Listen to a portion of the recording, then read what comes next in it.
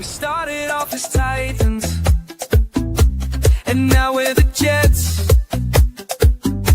The start of every season always starts with the sweats. Vinny T, Brett Favre, Aaron Rodgers, what's the deal? Don't even try to tell me that the curse ain't real. We're coming for you, better run and hide. Snowball and Johnny Boys, Jets worldwide. Why, yeah, boy. Like and subscribe.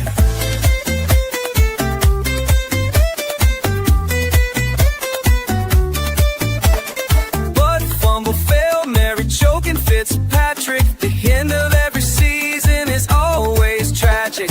Doug Bryan missed, everybody got a piss. 2 Super Bowl seasons ended with just one twist. 15 years without the playoffs, is Aaron Glenn legit? We're the freaking New York Jets, and we're built for this shit. We're coming for you, better run and hide. Snowball and Johnny Boys, Jets worldwide.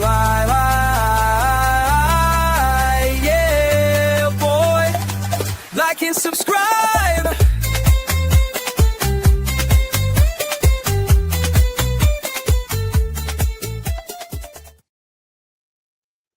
Love it. Snowball, what's going on, man? We are back again. We have another special episode. Snowball, my understanding is you are packed, ready to go to Hawaii, enjoy the beautiful sun rays, maybe see a whale or two, but maybe have a drink or two. But how are you, man? Well, that's all definitely going to happen. And thank you. I am ready to go. Sorry to leave you in the snow, but the sunshine is calling. So the West Coast and offshore, here I go. I am very excited about tonight's guest. This is an amazing interview that we're about to have. So I always appreciate when people of this stature are able to give us a little time. So I appreciate this. Oh, most definitely. Well, let's get into it, right? He's the NFL New York Jets reporter, columnist for the New York Daily News.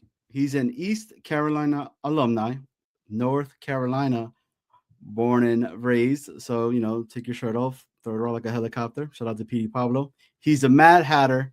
If you know, you know. A friend of the show, our guy, Antwan Stayley. Welcome, sir. Welcome. Hey, how y'all doing? We're doing well, Antwan. Welcome into the show. Thanks for having me. We're excited to have you. I tried to make sure that I had a fresh lid on today, and then I was like, maybe, but then you came on with that heat culture and just destroyed me, and I was like, it's fire. I know that a popular team among Jets fans, so because a lot of them are Knicks fans. Very true. Very true. So first off, thank you so much for coming on the show. I want to be able to talk to you a little bit. It's kind of different, right? I feel like it's always constant, just straight Jets talk. But last time you were on the show, we talked a little bit about you like hip hop, like I do as well. This is his farewell album. He's retiring, which I still can't believe it. But I wanted to get your thoughts, man. J. Cole, his new album that just came off, Fall Off. What's your thoughts on it?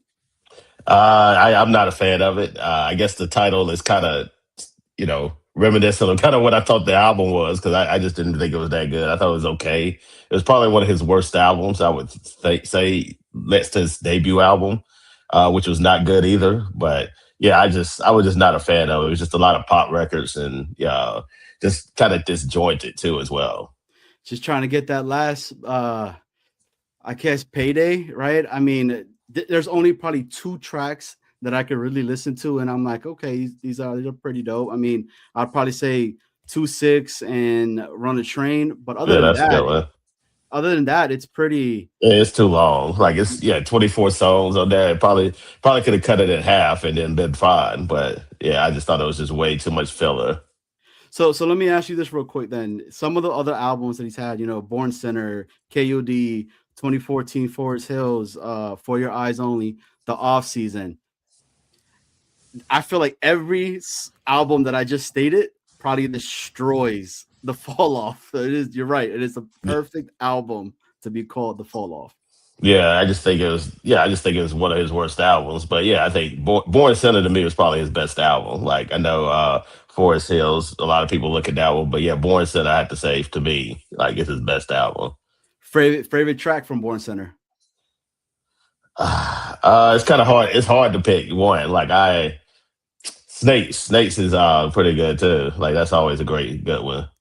I'm always between Let Nas Down or That's a Crooked good one. Smile. Crooked Smile is a dope one too. Yeah, Right? that's another one. It's so many good tracks on there. Like it's so many bangers.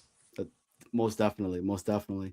But it is a Jets podcast, right? So we're kind of get into it. The season, you warned us. You told us there's going to be a lot of hiccups. Get ready. Last time you were on here with us, we're probably one of the few podcasts that are out there that are still behind Aaron Glenn and what he's trying to do over there.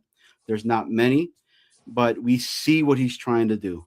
And with that being said, we set up some questions that we wanted to ask you to get a little bit of a better understanding of what's going on there. And with that being said, I'm going to let Snowball take it away. All right. So first question, Anton, we went 3-14 last season.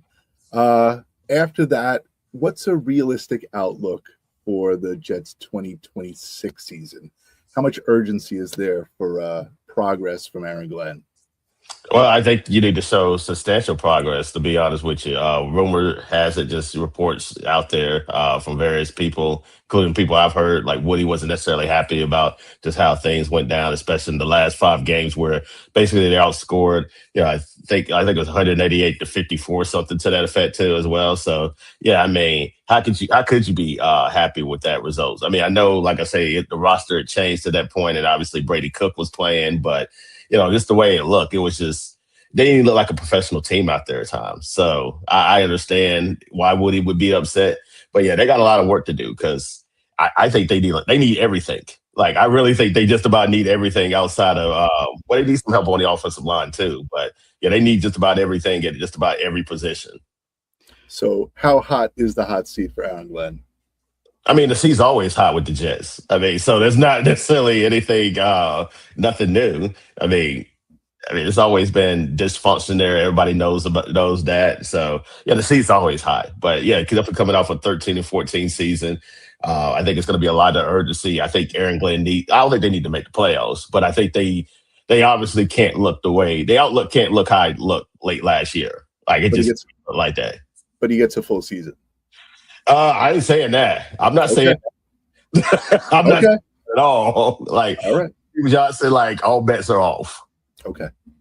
So let me ask you this, right? So with the new regime of Glenn and Muji, they kind of changed, the day-to-day culture, the operations that's been going on there. Compared to the previous staff, have you seen that change around, or is it same old Jets?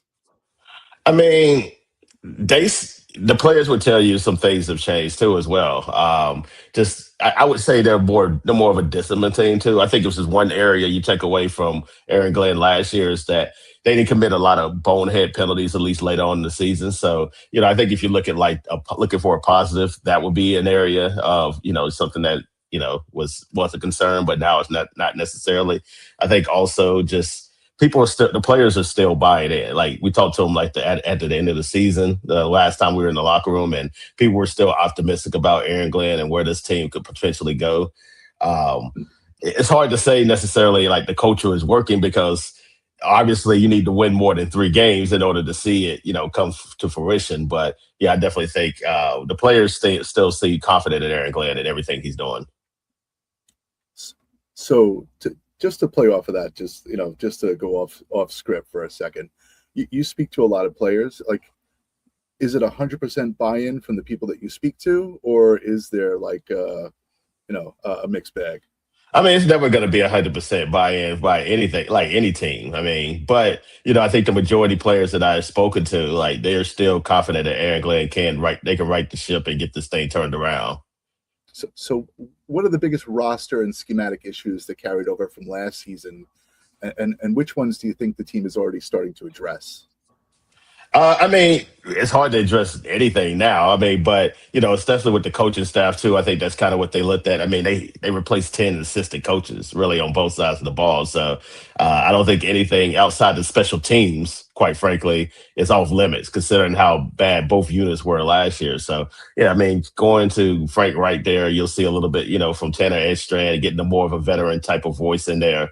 I definitely think may help a little bit too as well. Aaron Glenn calling plays too as well. I don't mind how him calling plays. It's just kind of how it all went down. This kind of confusion because he ended up saying he didn't want to call plays at the end of the season, and then all of a sudden, now he's going to call plays this upcoming season. So, but I guess if my job was on the line, I wouldn't necessarily mind, calling plays too. I want to go down swing it potentially. Do you think? So, do you think? Oh, sorry. Go ahead. You're good. You're good. Go ahead. No, I just want to say, do you think that the rebuild was justified? Aaron Glenn rebuilding? I mean, the Jets have been rebuilding for a while. So I'm talking about the staff rebuild. It's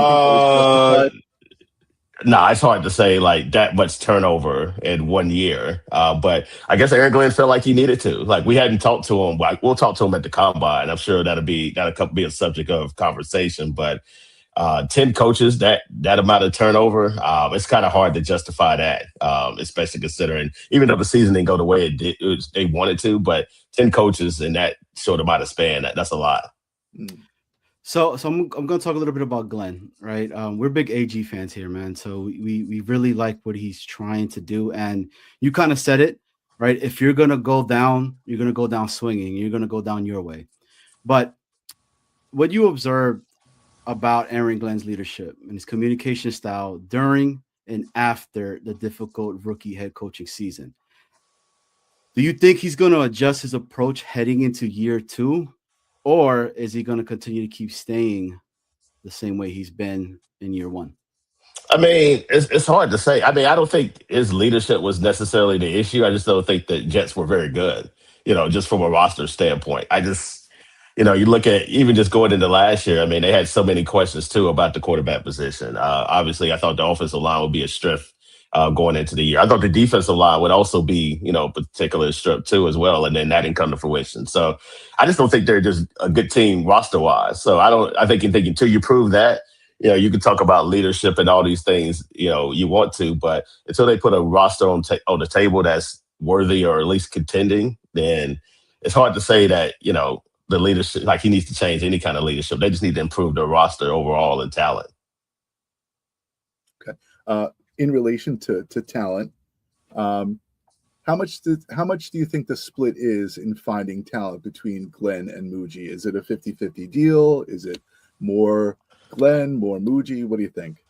I mean, I think when you're talking about the draft, I think you're probably talking more Muji and, the moves that he made. I mean, they're worth working together, but I think if you're talking about from the draft perspective, then that's probably more Muji. And then, he kind of brings the ideas to Glenn. If you're talking about more free agency, veterans, that might be more of Glenn's side, like talking about the players that he wants within the building too. So they kind of work hand in hand together. It's just a matter of which side you're talking about. But yeah, free agency, I expect Aaron Glenn to probably have a little bit more say, especially considering I think he's going to have more people coming from Detroit this year than he did last year. So any names you have in particular? I mean, DJ Reader's a guy you can potentially look at too as well. So that might be a name to look out for as well. I mean, he was on that Lions defense with Glenn. So yeah, I definitely think that could be a potential because they need help on the defensive line too. So that could be a name you could keep an eye on. Wow. Should we start singing Reunited or what? I don't know. Antwan, so I want to touch a little bit on the DJ Reed piece because when I spoke to you a very long time ago on another podcast, shout out to Connor Long. You were on Connor Long's podcast. And I asked you what was one of the leaders that were in the locker room that was kind of silent. And one person that you told me, and you said it super quick, was DJ Reed. And DJ Reed was never really like talked about like that. So for you to say that, look, man, I'm excited. I mean, that could be something bringing him back. You know, I mean, we've had a No, lot no, of not, injuries. not DJ DJ Oh, Reader, like Reader. the defensive. Yeah, yeah, Oh, yeah, okay. yeah, I yeah. was like, what are you Not talking DJ about? Reed. No, Reader. Excuse me. Okay. Yeah, Okay. yeah, yeah. Oh, well, Because look, we I'll both take. looked a little confused. Yeah, my bad. Yeah. You had me hyped on that one. I was like, No, he's no, no, back. no, no, no, So, no. Right. Snowball, we're not singing Reunited. Okay. No, No. absolutely not now. Uh, what about Muji? What's his involvement in the day-to-day operations? Have you like witnessed anything? Have you spoken to? Do you speak to Darren Muji? Not. I mean, every now and then, yeah. I mean, but I haven't spoken to him and really since their season ended. So, but because they're busy doing their own thing. They're obviously, getting ready for the draft and all that. But yeah, I'm sure we'll cross paths, especially at the combine. But I mean, yeah, his data is his responsibility really just day to day stuff is just trying to help Aaron Glenn field the best roster as possible. So that kind of helped with, came about, especially with the Harrison Phillips. Also, you think about, Jawan Briggs and how that came about. That was all kind of Darren Muji's brainchild there, getting those guys in the building. And both of those guys really produced, and they were big on the defensive line this year. So do you consider that to be like one of his best strengths that you've seen so far in finding like the hidden talent or the unfound talent? Yeah, I mean, it hasn't been a lot. I mean, it's still like he's been on the job for a year, so it's kind of not like we hadn't seen a whole lot. But yeah, that's kind of what I kind of look towards too, just kind of the moves that he made. So, but yeah, I think he has a lot of potential. So I'm curious to see what's going to happen with free agency and also what they decide to do in the draft with 10 draft picks this year, at least if they keep them all. That is Right. So Anton, I'm gonna expand on that really quickly, right? So you had his first year.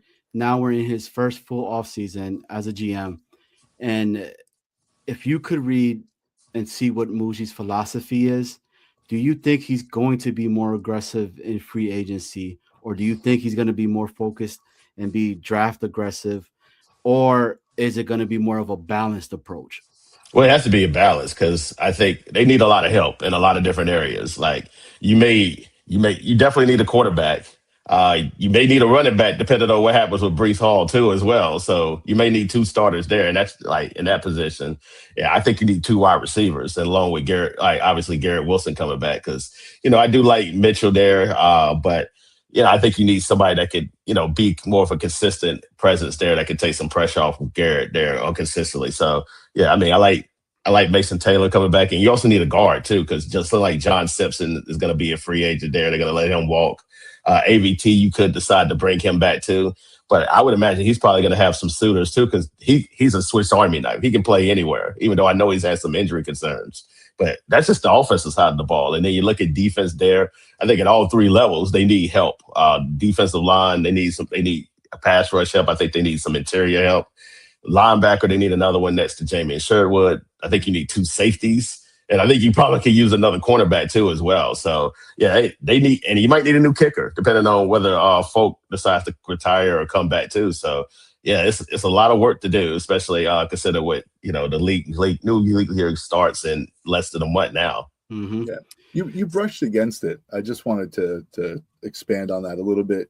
You said that with the possible situation with Brees Hall. Based on what you've seen at press conferences and things like that, what do you think the temperature of Brees Hall is with the Jets? In terms of what, like bringing them back, or like, I want to know specifically what you mean. Yeah, do you think he wants to stay here? Do you think he wants out? Like, what do you think? I think. Well, I know the Jets would like to keep him. I just don't think they're going to franchise tag him. I'll say that. Like as far as him, it's hard to say what Brees wants. Like he said he's interested in staying long term, but I don't know. Like I have to think probably he wants to test free agency too, because it's been a rough 4 years, I would imagine, for him. So, and also he's going to have a lot of suitors too as well, especially teams that are in a better position than the Jets are currently. So. Right. Again, it's hard to say what he's thinking, but I know the Jets are interested in keeping him. I just don't think they're going to franchise tag him. Do you think the transition tag is in play? Possibly, yes. That's possible. Yeah. Okay. I'm gonna ask a little bit about the locker room. So kind of because it's in regards with Brees Hall. Like, I mean, how have veteran leaders and younger players reacted to the coaching changes and the new staff. I mean, are you noticing any kind of like clicks, divisions, or positive shifts you've picked up on? Well, we hadn't been in the locker room since like the end of the season, so like this was before, way before they started changing coaches there. So I don't know. I don't know how the players feel about it too, but I imagine they understand it's a business too. But also, it's going to be a lot of changes roster wise with the Jets too. So a lot of those players that were there in 25, I mean, you could possibly like half the roster could be completely gone too. I know they have like 25, 26 free agents somewhere around that neck of the woods too. Obviously, they're going to release some players. Justin Fields being likely one of those players too as well. So it's, I mean, they're going to like they might not even be in the locker room either. So I'm sure they're probably just worried about their future and like what that might look like. But the locker room does look nice though. The remodel was beautiful. Have you gotten your haircut yet there? Well, nah, they don't. Nah, nah. I've never asked, but no, I have not. But I've seen the barbershop and everything. It looks pretty nice. Maybe you should ask. Maybe they'll Nah, let you. I cut my own hair anyway, so Johnny. Well, let me ask you this, right? So, with all the new coordinators and coaching staff, the Jets have brought in Frank as the new OC, Brian Duker, the defensive coordinator, plus several other new assistants. I mean, Musgrave at QB's coach, the Seth Ryan nostalgic pick itself. Have you heard, or is there any early buzz on how these hires fit Glenn's style? I mean, no, not necessarily. I just know that, like, as far as the offensive side of the ball, again, like he wanted a little bit more experience there, and that's kind of why part of the reason why they wanted to strip play calling from Tanner Estran, and you have a guy like Frank Wright who's been experienced, been a coach in the league for over 20 years, college and pro, and then to be able to have a guy like Bill Musgrave who's also been around too a block as well. So to have those guys there, like you're going to draft a young quarterback too. Probably, I would say maybe third round if you can get a third round pick somewhere. It's good to have that experience in the room. So like I don't know necessarily how they match his style yet, but that is a question. That probably a question we'll ask probably when we talk to him at the combine. You said something a little bit about Simpson. Do you think they let go of Simpson? I mean, I'm on team bring Simpson back and keep that line together, but you hit on a little bit on it. Do you think they're gonna let him go? Well, his contract is now void, so yeah, I imagine like they're just gonna be test free agency. So yeah, I would be surprised if he came back. So it would seem like they also may not sign Vera Tucker too. So if that's the case, then they're gonna be looking for a new left guard altogether. Well, listen, Reich brings a lot of head coaching and play calling experience. You think that's going to be a positive for the Jets? Do you think his like play calling style is a good thing for the Jets with them looking for a quarterback? I guess it depends on who that quarterback is, but it can be having that experience. Can be a positive too, because obviously at times when you're working with a first-year head coordinator and a head coach, then you're learning on the job too. And Frank Reich is somebody that's been there, done that. Like he's won big games. He's been a coordinator on a Super Bowl team, so to have that experience in the room again, along with Musgrave, I think is a positive effect too as well. But ultimately, it's going to depend on who the quarterback is. Yeah. Do you think Reich has like his eye on a potential like free agent? You think is there somebody out there that fits his mold of a quarterback? It would be Jacoby Brissett, but the problem is like he's under contract with the Cardinals. So, and I would have a hard time believing the Cardinals, even in their position where they're rebuilding, will let go of somebody like that who can be a bridge quarterback to somebody else at least for a year. Like especially when they're going to move off Kyler Murray, it seems. So a second choice besides Brissett, because Brissett, to me, I think Johnny and I spoke about it before. Brissett is like who we thought would be the best choice, but out of the remaining free agent quarterbacks, do you think there's somebody else that Reich might like? I mean, I know that he worked with like Wentz and stuff, but I don't know. I mean, as far as he's never worked with Kirk Cousins before, but those two do have a relationship with one another. They do know each other, so that could be a potential option too. But Kirk's probably going to have a lot of suitors too, because there's a lot of needy teams with quarterback issues. So maybe that's an option too. Maybe Kirk Cousins could come to the Jets. Like I know that was supposed to happen a few years ago, so maybe that could be potentially in the cards. Do you think Woody still has a sour taste in his mouth after Cousin used the Jets as leverage? I don't know. That'd be a question for Woody. I don't know. Like you probably would say no, but no, I have no idea. Mm. So I'm going to touch a little bit about free agency, and then we're kind of wrapping it all together. I mean, it's literally right around the corner, like you just said, about a month. That's up and coming. So in the Jets, I mean, they're projected to have a significant amount of cap space. What positions do you see at the highest priorities in free agency, and how aggressive do you expect Muji and the staff to be? I mean, I think you have to be aggressive. I think you have to show some urgency too, especially considering again a lot of the holes on this roster. And I mean, obviously, it starts at the quarterback position. That's the most important position in football. So you have to start there and be able to get that right and get stabilize that position. Something that the Jets certainly didn't have last year. So yeah, you start there.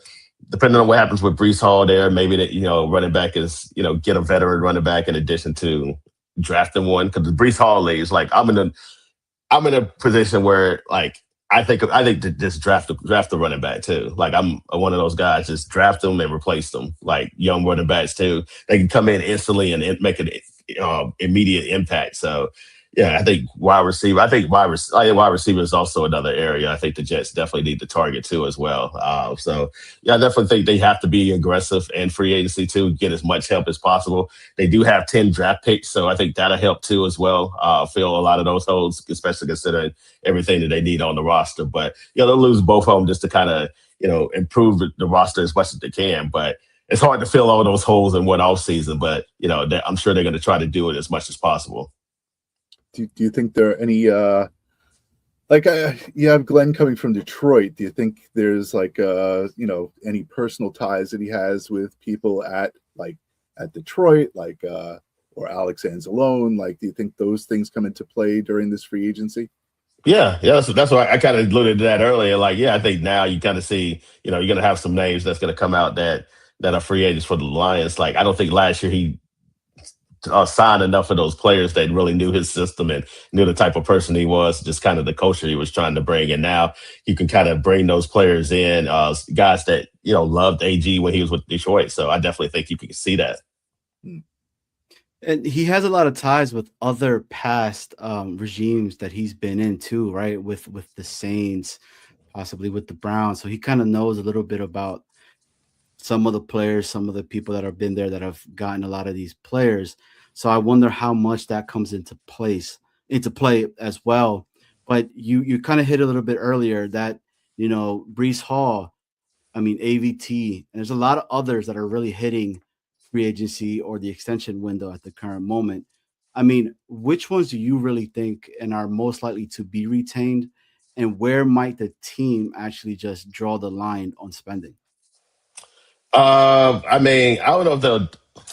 It's hard to say where they'll draw the line, but I think they would like to keep AVT. It's just a matter of like what that looks like. Because again, like I know I figure he would have a lot of interest around the league too. Because again, he can play just about every position on the line. So, and I would imagine also like he probably wants to go somewhere where he can win too. He's getting a little bit older. He's still in his 20s, but yeah, they would. I think AVT would be a guy they would like to keep. I think they would like to keep Brees Hall too as well. I just don't think they want to franchise tag him for $14.3 million. Like that's a lot of money for a running back, especially for 1 year. So, but yeah, they want to keep those guys. It's just a matter of what that looks like and can they get a deal that they can agree on. Yeah, listen, we spoke about free agency and we talked about the quarterback position, but there is the draft approaching, and we do have picks 2 and 16 in the first round. Do you think and 33 as well in the second round? Right? Yeah. So like with those 3 picks, do you think a quarterback is in play for any of those picks? It could be. I mean, it just depends on how they feel about the quarterbacks that'll be available. Like, do you think Todd Simpson is? I wouldn't take him in the first round personally, but somebody else might. Like the team like the Rams, where they have a guy like Matthew Stafford, where they have a quarterback in place and he can sit there for a year or two while watching MVP quarterback go to work for the team. So I think that would be a good spot for him. I think 33, if Todd Simpson's there, I would take him. As far as like second round, like I mean, Garrett Nussmeier is the guy that's name may come up there. I thought that might be an option, but he has small hands and he's a little bit smaller too as well, like 6 foot tall, like 205, 210. And, with small hands, especially considering like the accuracy issues that he kind of has coming into the league anyway and playing at MetLife Stadium, I don't know if necessarily that's ideal, to get a guy like that. But yeah, at some point you got to take one, like even if it's just the fourth round, like a guy like Drew Aller potentially. So just take some kind of like I'm not a big Drew Aller guy, but in day three in the fourth round, like yeah, I'd be willing to take a swing at that. Yeah, I know talent has a play into it, but physical makeup has a makeup too. And Reich, if you look at Reich's history with working with quarterbacks, no one is below 6'4", right? So like, yeah. Bryce Young was. Oh, yeah, all right, yeah. I get, but from what's available and whatever, like Simpson's. How tall is Simpson? He's like 6'1", 6'1", 6'2", somewhere around there. 6'1", 6'2", and then Nussmeier is around the same height. He's a little bit smaller. He's a smaller quarterback, but yeah. Right. And then Allar is a big. Yeah, I think he's like 6'4" or 5", somewhere around there. Yeah, so I'm just thinking stature wise, John. I mean, possibly, but then again, there's been a lot of talk about Kyler Murray potentially going to the Jets too. So yeah, I mean, it's not a lot of great options. Like the options are not great. This is the worst year to need a quarterback, and then the Jets have the worst quarterback situation in the league. So it was the perfect storm. It's a perfect storm. Yeah, that's what I'm about to say. It's definitely a perfect storm. Right. And so I kind of liked a little bit earlier when you said about the kind of bolstering up the wide receiver room and potentially in the draft. I think I have settled in the sense of what I want for the draft. And I would love with the first 2 picks that we get, wide receiver and go wide receiver again. Could you imagine, right? Could you imagine having Garrett Wilson, right? Or maybe not another wide receiver, but you get another talented tight end, right? Sadiq from Oregon. But then your wide receiving room is Garrett Wilson. Let's say Tate is there. Or if you get like a Lemon or a Sadiq, and then you got your A.D. Mitchell, then you have your Mason Taylor, or if you pair him up with Sadiq as well. Just putting all of that firing power around for any type of quarterback that you could almost put back there. That look, we're giving you the tools. The line is pretty decent itself. You should be able to do something with this, especially with Frank being the new OC. I got to take a defensive guy right on top. I think you got to take the best available player, and I don't think there's a offensive player worth 2 taking unless it's Fernando Mendoza. Put it that way. Like I think you could talk about Downs from Ohio State. You could talk about Ruben Bain. You could talk about Bailey from Texas Tech. I would probably take Arvell Reese because I think he's a guy you can put him anywhere. You can put him as a weak side linebacker. You play him at the edge. Like I think he's going to be able to produce too. I think the Jets are in a position where they don't have to force anything. Like you don't have to. You could just take the best available player the entire draft, and I don't think anybody would bat an eye because they need so much help and it's so many different positions. But yeah, if I were to do it, if it was up to me, if like Reese at 2 and if a guy like Lemon there at number 16, then that's probably what I would end up doing there and, see what happens at 33. If Ty Simpson is there at 33, maybe that's an option. Do you think there's a buyer for 2? You think there's someone out there who wants to move up to 2? The Jets can drop back? It's hard to say now. Like it's not, I don't think it's a great draft for that, but in the end, like all it takes is one team. So it's hard to say now. Like somebody needs a tackle, they want to come up, they want to get a tackle position, something like that. Yeah.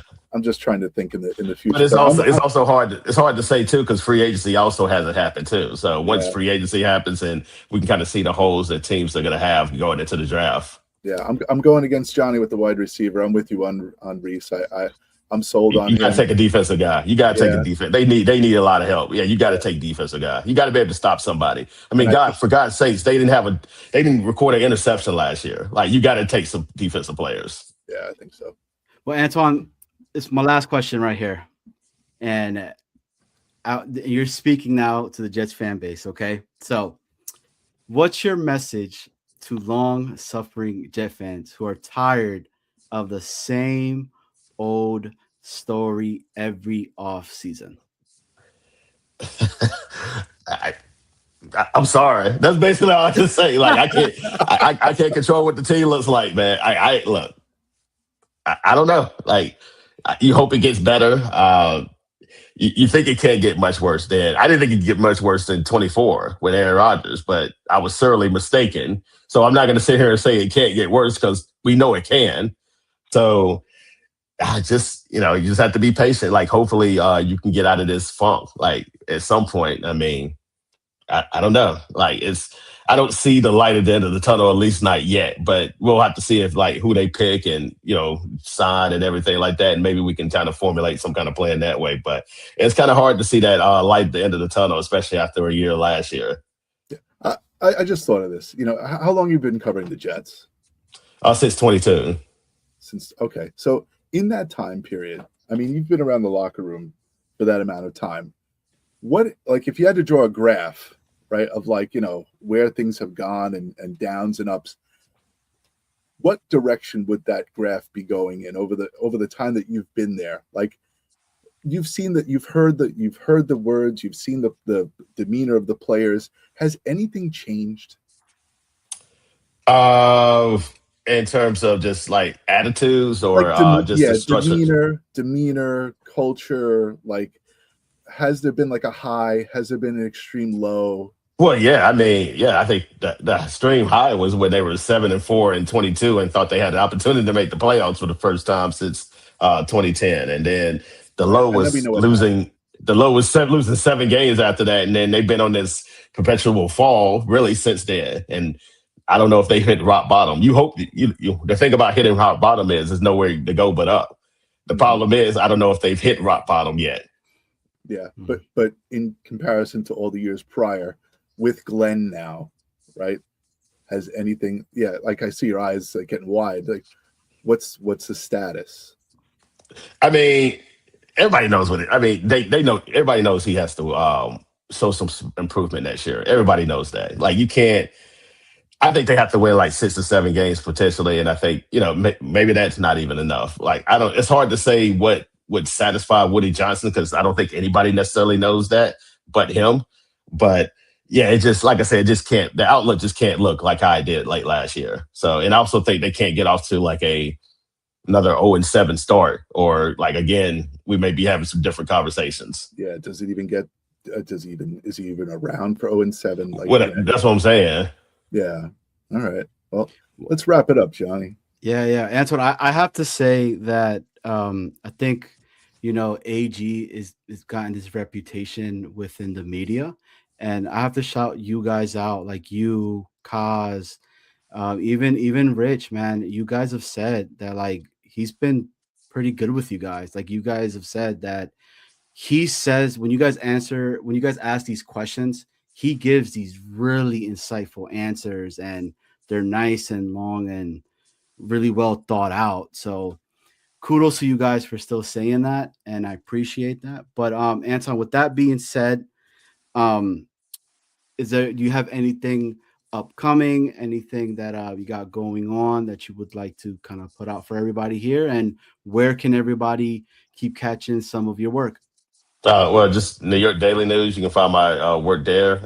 You can also check out I have a mock draft coming out next week too, so you can be on the look for that. So, yeah, so good things there, especially as we head towards the combine, which will be in less than 2 weeks.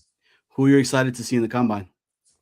I mean, I'll be back here watching it on like TV there, but just talking to I just decided to talk to the players, like just to kind of get the frame of mind, just know where they're at. I don't necessarily care who they talk to as far as teams because I just assume the top players talk to everybody. But yeah, just getting to know like them and just kind of make them tick and everything like that. And also, I decided to talk to Aaron, Glenn, and Muji because they definitely have a lot of questions to answer, especially considering all the changes that's been made. Well, I hope you have a long list of questions for them. Yeah, they speak for 10 minutes. I don't know if they're going to be able to answer all the questions that we have for them. Right. Invite them out to dinner. See if they'll join you. Yeah, I highly doubt that, but hey, you never know. That's okay. You never get what you don't ask for. All right. Yeah. Go ahead. I was just going to say, I just thank y'all for having me on. I appreciate it, though. No, thank you, man. I appreciate you coming on here, man. This is always awesome having you up here. I really like the interactions that you and I have. I love the music culture that you bring up here as well when we talk, and the stuff that you be putting out too. So I appreciate it when you put out that Weekend song. The Weeknd don't get that first couple of albums when the Weeknd was, the Weeknd from back in the day. When you put that out, I was like, oh man, I got back into the Weeknd hard. My wife was like, I haven't heard this song in so long. I was like, hey, thank Antwan Stayley, because he reminded me of this song again. So right, you're welcome. I appreciate that. With that being said, Snowball, it's been another great episode of Jets Worldwide, wide. Antwan, thank you so much for coming on the show again, man. Appreciate it. Thank you. Thanks, Antwan.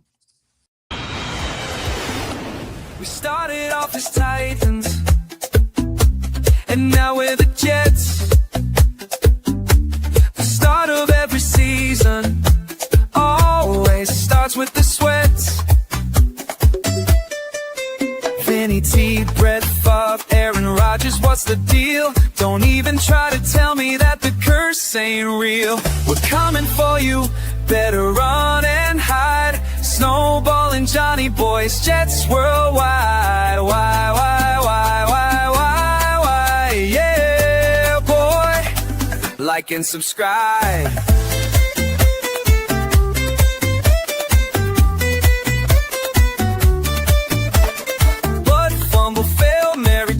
Fitzpatrick, the end of every season is always tragic. Doug Bryan missed, everybody got a piss. 2 Super Bowl seasons ended with just one twist. 15 years without the playoffs, is Aaron Glenn legit? We're the freaking New York Jets, and we're built for this shit. We're coming for you, better run and hide. Snowball and Johnny Boys, Jets worldwide.